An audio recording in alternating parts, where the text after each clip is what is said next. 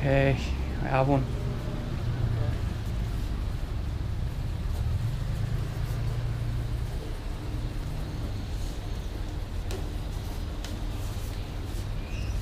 For the whole end of the world. Yeah. Angela's Ashes is probably my favourite Irish book ever written. Yeah. Yeah. So that's the sequel, so... Yeah.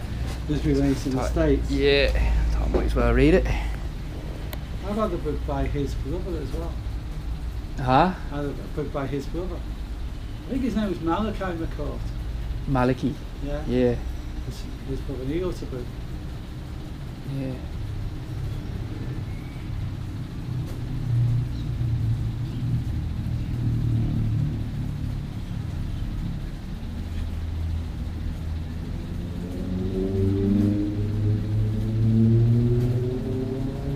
He was from Limerick, wasn't he, originally? Limerick, yeah, that's right. The guy who had the bookshop in Limerick, in Natal, was born in Limerick. Old Jim. Yeah. He's well gone now. And I said to him, what's Limerick like? He said, why do you think I live here? He left when he was about 18. I don't think he ever went back. He had a very strange surname. I think Gordon knew him a lot better than I did. I was trying to think of his name. It's something like a French surname. It's never ever heard of before as a surname. And he sort of tracked it down. As soon as he said the name, I said yes, because it's such a strange name he had. Yeah. And he had the bookshop in the town for donkey's years before he died. Is it still there, is it? The shop? It's just closed. Just closed? Closed I think we know it, yeah. Well, Jim died 10 years or so then. Yeah. Probably more. He's 82, so he wouldn't do too bad. Yeah. But he's a cool dude. 82. Had quite a life as well. Quite a lot. Did a lot of travelling, did he? Well, he joined the British Army during the war. Yeah. He joined the tank regiment. He said he didn't fancy any walking. At the first conflict with the Germans, he went to his commanding officer and asked for a transfer. He said, you English may be good at making jam, but your tanks are crap. He spent 6 months in the brig, ended up in an Alpine division for a while, ended up in Burma, and after the war he joined the travelling circus in Sweden. Ended up going to Australia, made and lost $1 million 2 times. Yeah. Ended up here with a clothes shop. His friend's wife, we had the original book shop called Boy M Boots, and something happened, I think gambling, and his wife was shot dead. And Jim ended up with Natal Books. Alright. Yeah. He'd love to tell a story. He could write a book of his own, couldn't he? Yeah, he's a great guy. Great guy. Bought some books with him. So we got on very well. Because on the opposite sides of the island, sometimes a big collection came up. Yeah. And we go 1 for 1. So he had a choice, I have a choice, vice versa. Yeah. And that's how we did it. We just went down and got the books. That's a good way to be, isn't it? Yeah. Well, you never know. That's what I'd like to do in the future. I always want to be big, but good. That's why I want to take any book. I want good books. Yeah. You're right. I won't take anything if it's just going to gather dust. That's what some did. Yeah. That's the problem. You don't. I've told people before, don't make furniture out of them. People mash their furniture, don't do that. Okay, so I'll do 50 each on that. Okay. And so what's that? Just 80. So 80 for that, is it? Yeah. Yeah. And you get half back. I'll get half back if I have it read. Yeah, I'll probably have it. So, yeah, so like, you'll have to put that down as a rental, won't you? Yeah, unless you just want to do 2 for 1 as a trade, then it's your book. But then if I have it read within a few days, you won't give me the half back, huh? Yeah, so I might as well just do the rental thing. Yeah. And if I don't have it read, then I just run off with it, like. Yeah, I just do the rental thing, yeah. Okay. Yeah, so 80 for that. Yeah. What time is it now? 3:20. I'll have a beer. I'm in no rush to go anywhere. I thought you were going to say you're going to have it finished by 7 o'clock tonight. No, I'll have a beer. What do you want? Have you only got Chang and Singa, is it? No. Well, have you not got Leo, have you not? No. Well then I'll have a Heineken. Heineken? Yeah, Heineken, yeah.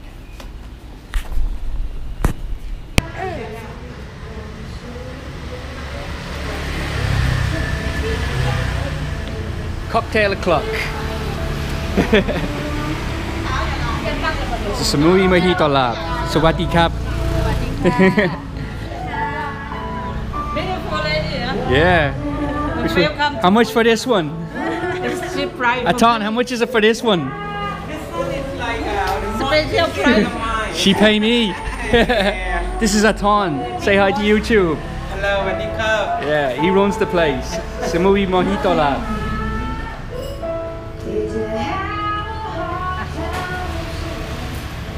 Slanche.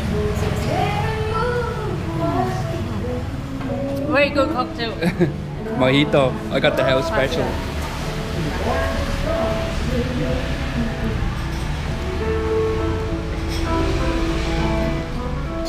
Wow.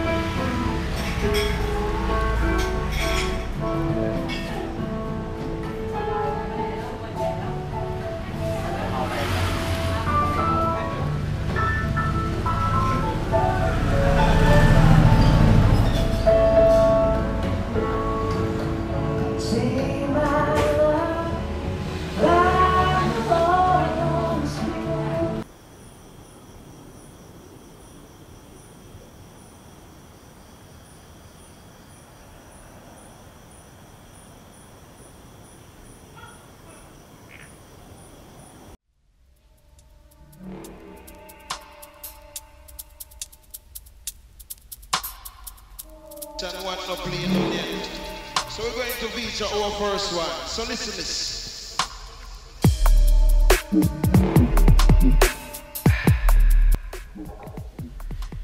Good old bookshop Paul from Liverpool.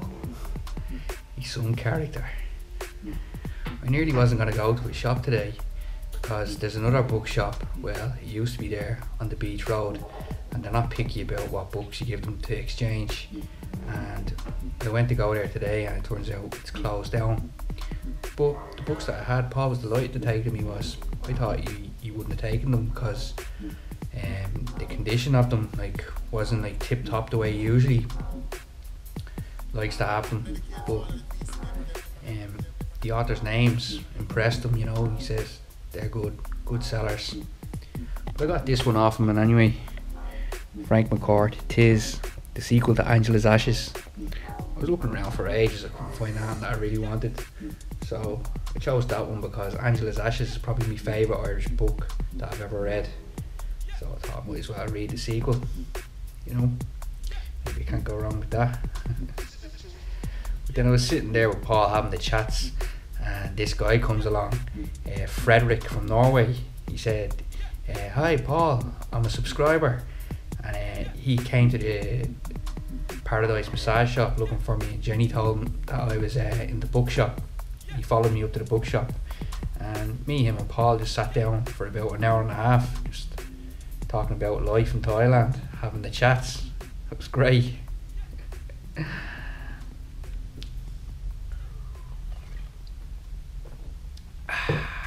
Yeah, well, I'm going to give a shout out to another YouTube channel now. This is a very small channel that I've been following since the start.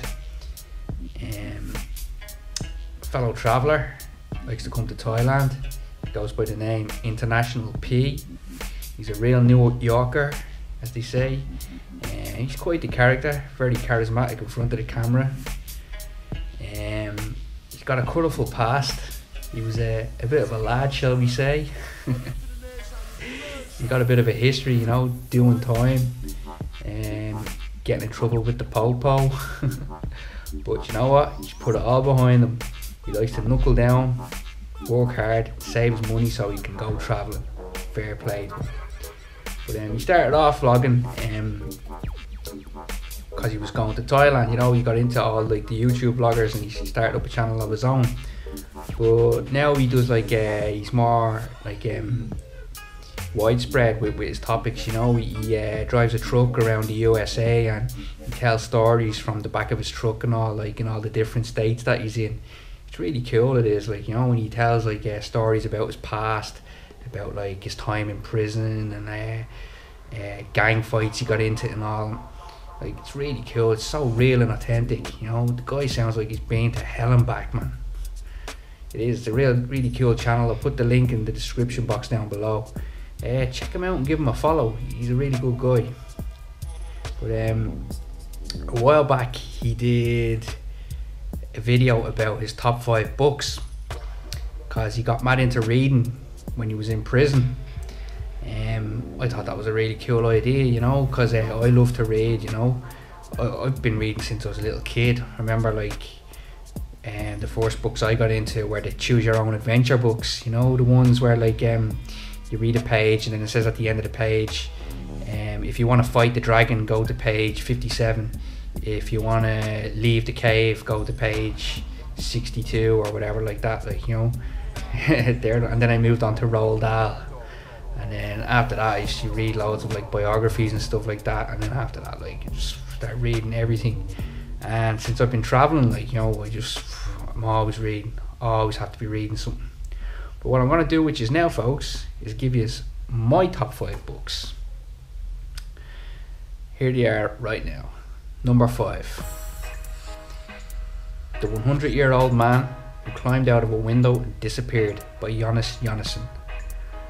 This is a Swedish book. The very beginning of the book starts off with about this 100-year-old man. It's his birthday, he's 100 years old, and he creeps out of the window of his nursing home and disappears. He gets into a bit of trouble, you know, bumps into these shady characters, and it's just a lot of madness along the way. And as the story's being told, you're kind of finding out about his past, what the stuff he got up to in his years before he became like a patient in a nursing home, or a resident in a nursing home, whatever you want to call it. But it's a really good read, very enjoyable. It's so stupid and crazy that it's actually quite genius. Proper page turner, highly recommended. Number 4, The Beginning of the Ripleyad by Patricia Highsmith. This was the first book. It was called The Talented Mr. Ripley. You probably know it from the pretty cool film that was made about it, starring Jude Law, Matt Damon and Gwyneth Paltrow. Well, you want to check out the book, man. You know the way a lot of people say that they're really fascinated with prison books and prison movies because they always imagine what it would be like to be in that situation? Well, I feel the same about getting away with murder. This book, like, is about this like really clever guy who just commits murder, doesn't intend on it but does, and he's just weaseling his way out of it. It goes this way, it goes that way. You think he's cornered, he's done, but somehow he manages to wiggle his way out of it. It's just creative writing at its finest. It's just brilliant. Check it out, man. Number 3, I'd have to go for The Basketball Diaries by Jim Carroll. Man, I just love Jim Carroll. He's one of my favourite people who ever walked the earth. And it's all about his life as a teenager in an Irish Catholic high school in New York. And he was like an all-star basketball player, but he threw it all away because he started getting into drugs. I just love anything that's set in New York. I just think New York's the most interesting city on the planet. It's just got so many characters, so much culture behind it.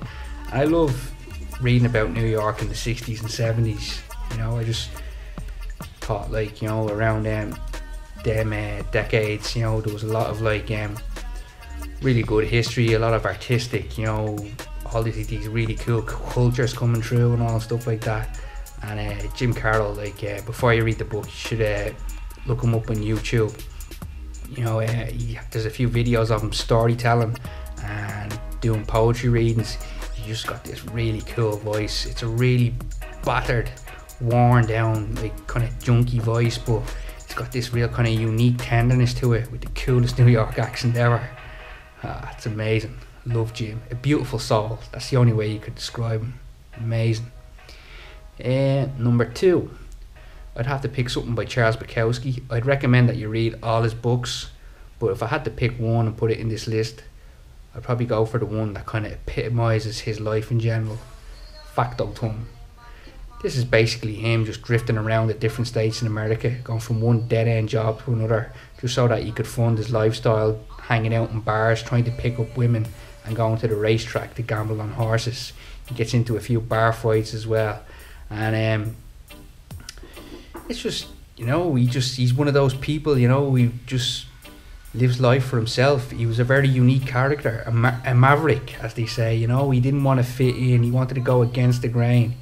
He knew he only had one life, and you know, he didn't want to conform, you know what I mean? Bukowski, he was a real underdog, you know, and the underdog had his day in the end. You know, that's the thing about it, you know. Everyone always just thought he was just this barfly waster bum hanging out of the gutter. But then his day came. Little did he know he'd go back to his his little room that he lived in, that he rented, and he'd write this amazing prose and poetry. And he got there in the end. By the time he got to the age 50, he was like a millionaire, and he was famous, and he was getting loads of women. His life just completely flipped on the other side. You gotta love Bukowski, man. Legend. And then number 1, my favourite book of all time, Lust for Life, the classic novel about Vincent van Gogh by Irving Stone. This is just, it's just beauty in itself, this whole book. To think that it was written in the 30s, you know, that was a time when if you were to do research, you had to go to libraries and dig up archives and stuff like that, you know. It wasn't like today where like you just have everything on the internet. Irving Stone, he writes this novel as if he was there, as if like he was like Vincent van Gogh's best mate or something like that. Like, how did he get all this info and then put it together into this like beautiful little story? Like, you know, it's just, I just think the core of it is so interesting, you know. It's, what would you say, the tale of a tortured soul, a misunderstood genius who was way ahead of his time. But it's also the story about two brothers who are like totally different to each other, but they still do anything for each other, you know, because at the end of the day, they're family, and family is forever. And towards the end, you know, if you don't shed a tear, you're dead inside. That's all I can say. Right, anyway folks, that's my top 5 books, and that was the video, all in all. I know a lot didn't really happen today, but I tried my best to entertain you. And maybe you might find some good reading in them books that I shortlisted for you anyway. So, until then, okay, have a good one folks, keep it lit.